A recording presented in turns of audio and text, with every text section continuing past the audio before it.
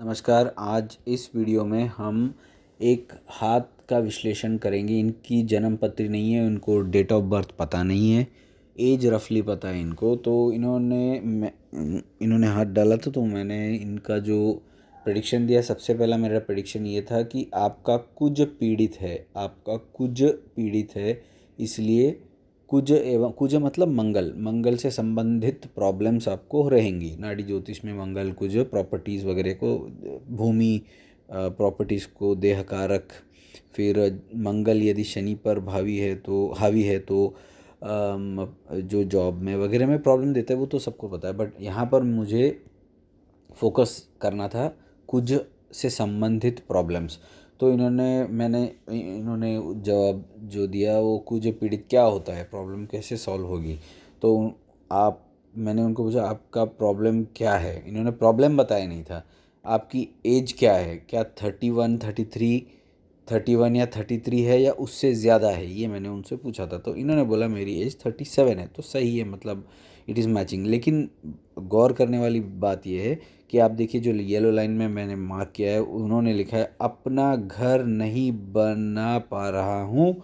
मेरे घर में जब भी कोई ज़मीन या घर बनाने की कोशिश करता है, लेकिन कुछ ना कुछ अड़चन आ जाती है।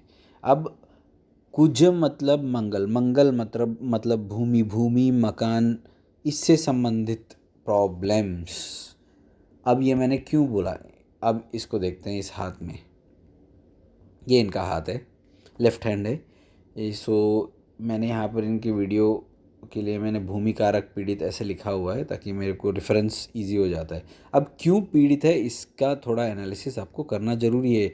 ये थोड़ा सा डीप एनालिसिस है, थोड़ा गौर से देखिए। आप भी सीख सकते हैं। अगर कोई फीडबैक मुझे भी देना हो तो आप दे सकते हैं, ताकि मैं भी कुछ आपसे, आपके ज्ञान से मुझे भी फ़ायदा हो। सबसे पहले तो हमें मंगल क्षेत्र पर जाना है। ये मंगल का क्षेत्र है। तो मंगल क्षेत्र में अब आपको थोड़ा फोकस कीजिए। ये नाड़ी का रेखा इस तरफ स्मूथली जा रही है, आप देख रहे हैं, इस तरफ जा रही है। अभी थोड़ा मैं इधर आता हूँ, कलर चेंज। अब देखिए यहाँ से जो थिक हुई नाड़ी का रेखा देखिए, ये इस तरफ, और ये जो थिक नाड़ी का रेखा इस तरफ। बाकी सारी नाड़ी का रेखाएं स्मूथली यहाँ जा रही हैं, आप देख सकते हैं, वेरी स्मूथ। उनके बहाव, अच्छा बहाव है, जैसे नदी का बहाव है। परंतु एक नाड़ी का रेखा, ये दो नाड़ी का जो रेड में मैंने ड्रॉ की, इन्होंने गड़बड़ करके रखी है। इन्होंने गड़बड़ कहाँ करके रखी है, अब इसको देखते हैं। ये जो लाइन है, अब इस पे फोकस कीजिए। मैं सारे चीज़ों को निकालता हूँ यहाँ से,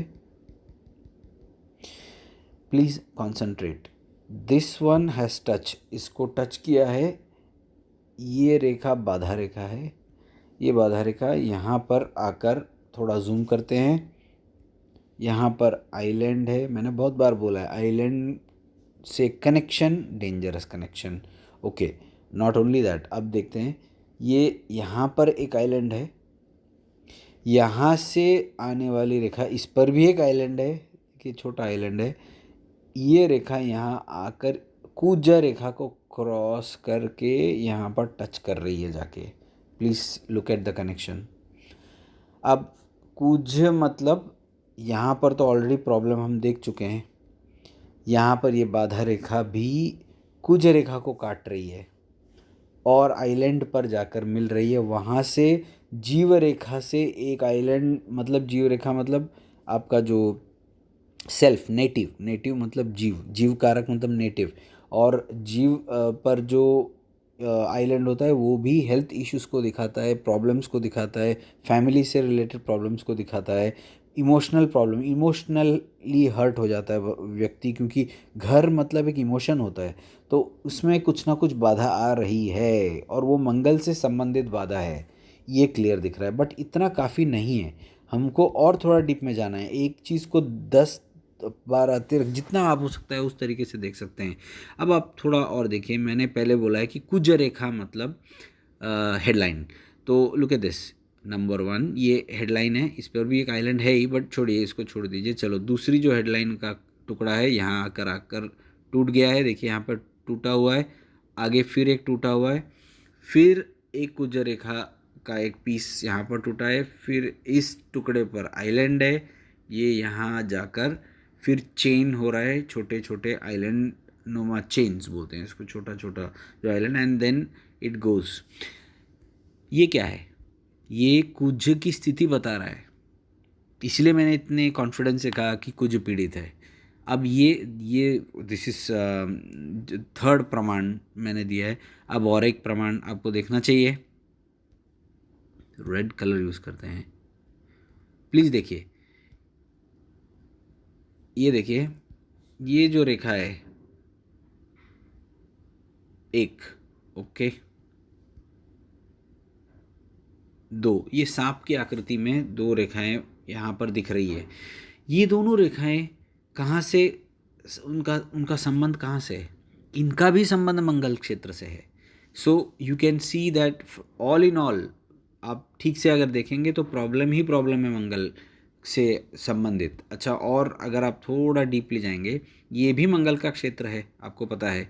तो अब आप देखते हैं, ये जो यहाँ की रेखाओं को देखिए आप प्लीज़, ये जो रेखाएं हैं ना यहाँ की, ये पूरी इस तरफ आ रही है, ये पूरी इस तरफ जा रही है, इनका बहाव इस तरफ है, मतलब हेडलाइन की तरफ है।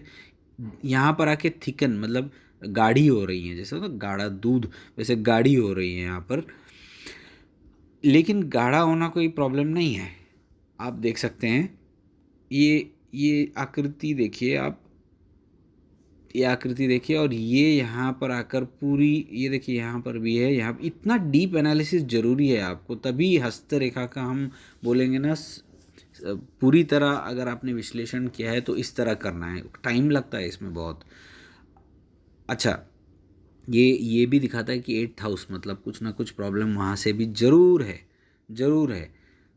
और एक अगर आप देखेंगे तो ये यहाँ पर ये बुध रेखा है, बुध रेखा है, ओके, डीलिंग्स, बुध मतलब डॉक्यूमेंटेशन, कम्युनिकेशन, डॉक्यूमेंटेशन, जो कागजात होती है, कागज़ी जो चीज़ें होती है वो, और मनी मैटर्स से भी रिलेटेड है, आदान प्रदान, ट्रांसफ़र वगैरह वगैरह। इसमें आप देखिए, आप प्लीज़ देखिए यहाँ, ये रेखा देखिए, 1 2, ये भी टूट रही है, मतलब ये भी काट कर आगे जा रही है। इतना आपके पास यहाँ पर प्रूफ है। और एक प्रूफ मैं आपको, और एक प्रूफ बता देता हूँ, ये बुध है, बुध डॉक्यूमेंटेशन के लिए बहुत ज़रूरी है। प्लीज़ देखिए, ये रेखा देखिए, ये रेखा जा कहाँ रही है? सूर्य की तरफ। बुध से बाधा रेखा यदि सूर्य मतलब गवर्नमेंटल वर्क, गवर्नमेंट से अप्रूवल्स, गवर्नमेंट से संबंधित, वहाँ से आड़ी रेखा जाकर सूर्य को मिल रही है, कुछ ना कुछ बाधा जरूर है। सो बाधाएं ही हैं, और ये सारी बाधाएं जो है ये पूरी प्रॉपर्टी ज़मीन से रिलेटेड ही दिख रही है। आई होप यहाँ पर मैंने अपना जो एनालिसिस है क्लियर किया है आपके साथ, आप समझ गए होंगे कि किस तरह इसको देखा जाता है। धन्यवाद।